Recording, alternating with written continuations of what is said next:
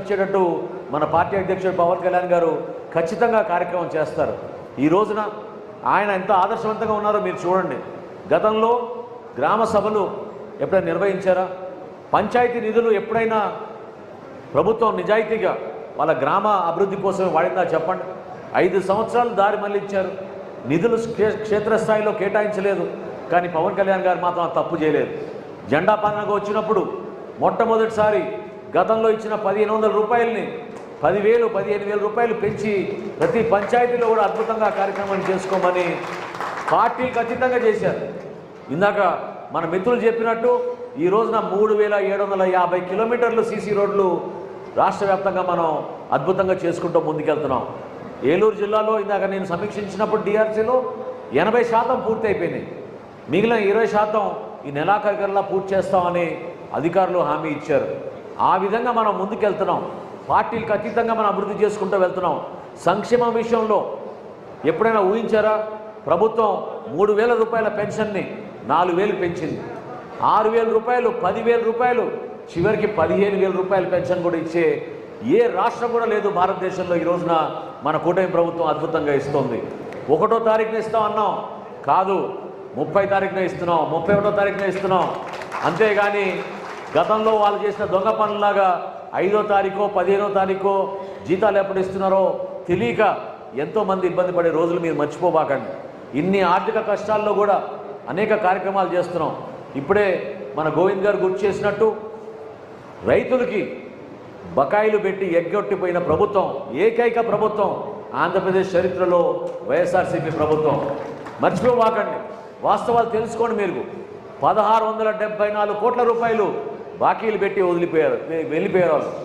కానీ కూటమి ప్రభుత్వం వచ్చినాక గౌరవ ముఖ్యమంత్రి గారు చంద్రబాబు నాయుడు గారు, మన పార్టీ అధ్యక్షులు పవన్ కళ్యాణ్ గారు ఇద్దరు కూడా ఎట్టి పరిస్థితుల్లో ముందు ఇది ప్రయారిటీగా తీసుకుందాం, నెల రోజుల్లోనే ఈ డబ్బు మనం తీర్చుదాం అని చెప్పి ఆ రోజు మాట ఇచ్చినప్పుడు కష్టపడి రాష్ట్ర వ్యాప్తంగా ఆ రోజున ప్రధానంగా మన ఉభయ గోదావరి జిల్లాలో 1,674 కోట్ల రూపాయలు రైతులు బకాయిలు మన ప్రభుత్వం చెల్లించింది.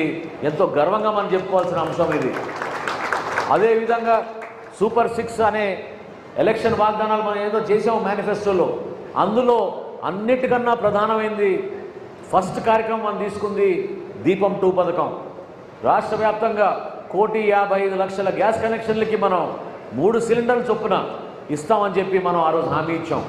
దాన్ని నిలబెట్టుకోవడానికి ఈ రోజున 489 కోట్ల రూపాయలు అడ్వాన్స్గా ఈ ఆయిల్ కంపెనీలకు ఇచ్చి ఈ రోజుకి మార్చి వరకు మనకి సమయం ఉన్నా కూడా ఈ రోజుకి మహిళలు రాష్ట్ర వ్యాప్తంగా గ్యాస్ బుకింగ్లు చేసుకున్నారు. దాదాపు 90 లక్షల గ్యాస్ కనెక్షన్లు ఎవరైతే బుకింగ్లు చేసుకున్నారో వాళ్ళందరికీ కూడా ఉచితంగా గ్యాస్ సిలిండర్లు మనం ఇచ్చాం. అంటే ఎంత డబ్బు ఖర్చు పెడుతున్నామో మీరు తెలుసుకోవాలి. ఆర్థిక ఇబ్బందుల్లో కూడా రాబోయే రోజుల్లో ఇంకా తల్లికి వందనం అనే కార్యక్రమం 15,000 రూపాయల చొప్పున ప్రతి బిడ్డకి చదువు కోసం ప్రభుత్వం నుంచి మన సూపర్ 6లో మనం ఆ రోజు మాట ఇచ్చాం. అది కూడా తీర్చబోతున్నాం. సంక్షేమం అయిపోయింది. అభివృద్ధి విషయంలో ఏ విధంగా పెట్టుబడులు తీసుకొస్తున్నామో, ఏ విధంగా రాబోయే రోజుల్లో స్వర్ణాంధ్రప్రదేశ్ 2047 కోసం ఒక ఆలోచనతో ముందుకెళ్తున్నామో మీరు గమనించాలి. కష్టపడుతున్నాం. ఇటువంటి పరిస్థితుల్లో మన పార్టీ అధ్యక్షులు పవన్ కళ్యాణ్ గారు ఈరోజు రాష్ట్రంలో ఉప ముఖ్యమంత్రిగా ఆయనకున్న బాధ్యతని పంచాయతీరాజ్ శాఖ మంత్రిగా, అటవీ శాఖ మంత్రిగా ఎన్నో కార్యక్రమాలు చేసుకుంటూ ముందుకెళ్తున్నారు. మీరందరూ కూడా ఓపికతోటి, సహనంతో ఆయన నాయకత్వంలో మనం చేసే ప్రతి కార్యక్రమాన్ని ప్రజల్లోకి తీసుకెళ్ళాలి. చాలా అవసరం. ఎందుకంటే దుష్ప్రచారం చేసే వాళ్ళు చాలామంది ఉంటారు. ఆవేశంగా సీన్ గారు పాపం ఏ విధంగా మీకు చెప్పారు ఇందాక చూడండి. సోషల్ మీడియా అనేది అది ఒక కత్తి లాంటిది. చాలా జాగ్రత్తగా దాన్ని ఉపయోగించాలి. ఎందుకంటే 2 సైడ్స్ కూడా అది కత్తిలాగానే ఉంటుంది. మనం ఉపయోగించాల్సింది సోషల్ మీడియా మనం చేసే మంచి పనుల గురించి, మనం ఏ విధంగా భవిష్యత్తులో ఒక మంచి ప్రణాళికతోటి మన రాష్ట్రాన్ని పరిపాలిస్తున్నాం, ఏ విధంగా పవన్ కళ్యాణ్ గారి నాయకత్వంలో మన పార్టీని ముందుకు తీసుకెళ్తున్నాం, అటువంటి అంశాలను దయచేసి మీరు ప్రస్తావించండి. వ్యక్తిగత ఆరోపణలు కావాలని కొంతమంది రకరకాలుగా ఏదో విధంగా కూటమిలో ఒక మార్పు తీసుకొచ్చే విధంగా, కొంతవరకు ఇబ్బంది పెట్టే విధంగా ప్రయత్నం చేస్తున్నారు. దాన్ని మీరెవరు కూడా ఎక్కడ కూడా పొరపాటు లేకుండా క్షేత్రస్థాయిలో మీరు వివరించండి.